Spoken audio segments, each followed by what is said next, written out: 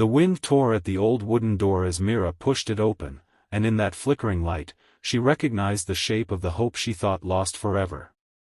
When 11-year-old Mira first arrived in the coastal town of Haven's Edge, she was stunned by how the waves echoed her heart, relentless, restless, and somehow full of longing. She'd come with her father, Armin, to rebuild a life after the sea had stolen their home in the last storm. They had arrived with 2 battered suitcases and a promise to start again. Armin, once a shipwright in the town they left behind, had watched the sea take everything, their house, his workshop, and with them, a sense of purpose. He had pinned all his hopes on Haven's Edge, drawn by the promise of fresh beginning. Mira, on the other hand, carried within her the ache of losing her best friend, the laughter that used to fill their old home, and a picture of her mother's smile the sea had quietly washed away. The first weeks were harder than they ever imagined. Armin found a small shed by the docks to rent as a makeshift repair shop, but the town's economy was sluggish, and the fishermen rarely asked for his services. Mira wandered the shoreline each morning, picking up driftwood and shells, watching her father's shoulders sag more each day. She tried to cheer him with jokes she'd invented, but the smiles felt hollow. They scrimped on groceries, and sometimes the electricity cut out. Mira saw her father's eyes dim when he drank his tea, as if the warmth of hope were slowly cooling. Then came the challenge that almost broke them.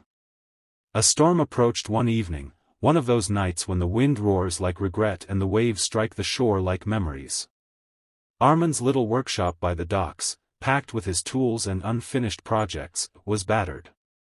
Mira held onto the wooden door as it flung open. Rain pelted the windows, and when the morning came, their workshop's roof had collapsed. Armin surveyed it in silence, the next day dragging his feet back into it as if walking into the grave of his dreams. Mira wept quietly in the corner, feeling powerless. But Mira would not give up. She remembered her mother's favorite saying, "When the tide goes out, you can choose to wait, or you can find the shells it exposes." That became their anchor. With Mira's encouragement, Armin rose before dawn each day, clearing debris, salvaging what tools remained, and asking the local fishermen if he could help free their nets or fix ladders. Slowly, word spread of his dedication. And Mira collected driftwood by the seashore, shores that once echoed desolation now filled with tiny treasures, and she built small wooden boats in miniature, painting them in bright colors. She sold them at the weekend market. Their lives began to transform. Armin's hands, once trembling with resignation, steadied with purpose as he restored a battered fishing boat and the grateful owner spread word. Mira's miniature boats sold out each market day, bringing